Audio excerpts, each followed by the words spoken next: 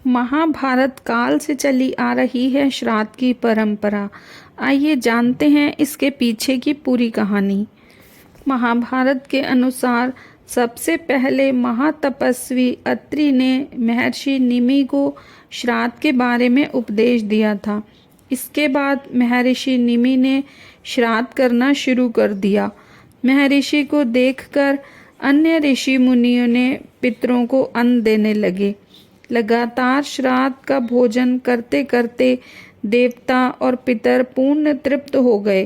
पुराणों में भी पितृपक्ष को बहुत अधिक महत्व दिया गया है। सारी पौराणिक और लोक कथाओं में इसका वर्णन है, लेकिन बहुत कम लोगों को यह पता होगा कि महाभारत में श्राद्ध क्यों किया गया था। बता दें कि पितृपक्ष में श्राद्ध की शुरुआत महाभारत काल से चली आ रही है। श्राद्ध कर्म की जानकारी महर्षि भीष्म पिता ने युधिष्ठिर को दी थी।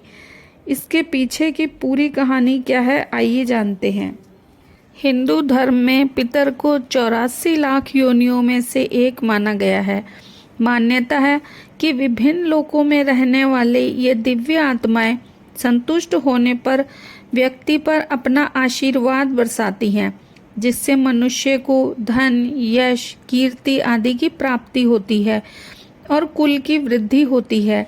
इस तरह से देखें तो पितृपक्ष के दौरान किया जाने वाला श्राद्ध पूर्वजों के प्रति अपनी श्रद्धा और कृतज्ञता को व्यक्त करने का माध्यम है, जिससे प्रसन्न होकर पितर सुख समृद्धि प्रदान करते हैं।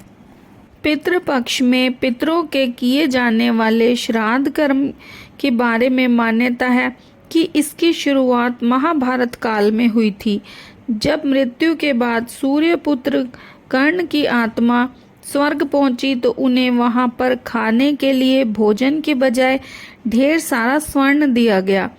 तब उन्होंने इंद्र देवता से इसका कारण पूछा तो उन्होंने कर्ण को बताया कि पृथ्वी पर रहते हुए उन्होंने कभी भी अपने पितरों के निमित्त भोजन, दान, तर्पण आदि नहीं किया। तब कर्ण ने जवाब दिया कि उन्हें अपने पूर्वजों के बारे में कुछ भी ज्ञात न था, इसीलिए अनजाने में उनसे यह भूल हुई। तब उन्हें अपनी भूल को सुधारने के लिए पृथ्वी पर 16 दिन के लिए भेजा गया, जिसके बाद उन्होंने अपने पितरों के मोक्ष के लिए विधि विधान से श्राद्ध किया। मान्यता है कि तभी से पितृपक्ष के 16 दिनों में श्राद्ध करने की परंपरा चली आ रही है। पितृपक्ष की पौराणिक कथा के अनुसार जोगे तथा भोगे 2 भाई थे। दोनों अलग अलग रहते थे। जोगे धनी था और भोगे निर्धन। दोनों में परस्पर बड़ा प्रेम था। जोगे की पत्नी को धन का अभिमान था, किंतु भोगे की पत्नी बड़ी सरल हृदय थी। पितृपक्ष आने पर जोगे की पत्नी ने उससे पितरों का श्राद्ध करने के लिए कहा, तो जोगे ने इसे व्यर्थ का कार्य समझकर टालने की चेष्टा करने लगा। किंतु उसकी पत्नी समझती थी कि यदि ऐसा नहीं करेंगे तो लोग बातें बनाएंगे। फिर उसे अपने मायके वालों को दावत पर बुलाने और अपनी शान दिखाने का यह उचित अवसर लगा। अतः वह बोली, आप शायद मेरी परेशानी की वजह से ऐसा कह रहे हैं, किंतु इसमें मुझे कोई परेशानी नहीं होगी। मैं भोगे की पत्नी को बुला लूँगी, दोनों मिलकर सारा काम कर लेंगी। फिर उसने जोगे को अपने पीहर न्योता देने के लिए भेज दिया। दूसरे दिन उसके बुलाने पर भोगी की पत्नी सुबह सवेरे आकर काम में जुट गई। उसने रसोई तैयार की, अनेक पकवान बनाए, फिर सभी काम निपटाकर अपने घर गई। आखिर उसे भी तो पितरों का श्राद्ध तर्पण करना था। इस अवसर पर न जोगे की पत्नी ने उसे रोका, न वह रुकी। शीघ्र ही दोपहर हो गई। पितर भूमि पर उतरे। जोगे भोगे के पितर पहले जोगे के यहाँ गए तो क्या देखते हैं कि उसके ससुराल वाले वहाँ भोजन पर जुटे हुए हैं। निराश होकर वे भोगे के यहाँ गए। वहाँ क्या था, मात्र पितरों के नाम पर अग्यारी दे दी गई थी। पितरों ने उसकी राख चाटी। और भूखे ही नदी के तट पर जा पहुँचे। थोड़ी देर में सारे पितर इकट्ठे हुए और अपने अपने यहाँ के श्राद्धों की बड़ाई करने लगे। जोगे भोगे के पितरों ने भी अपनी आप बीती सुनाई। फिर वे सोचने लगे, अगर भोगे समर्थ होता तो शायद उन्हें भूखा न रहना पड़ता, मगर भोगे के घर में तो 2 जून की रोटी भी खाने को नहीं थी। यही सब सोचकर उन्हें भोगे पर दया आ गई। अचानक वे नाच नाच कर गाने लगे, भोगे के घर धन हो जाए, भोगे के घर धन हो जाए। सांझ होने को हुई।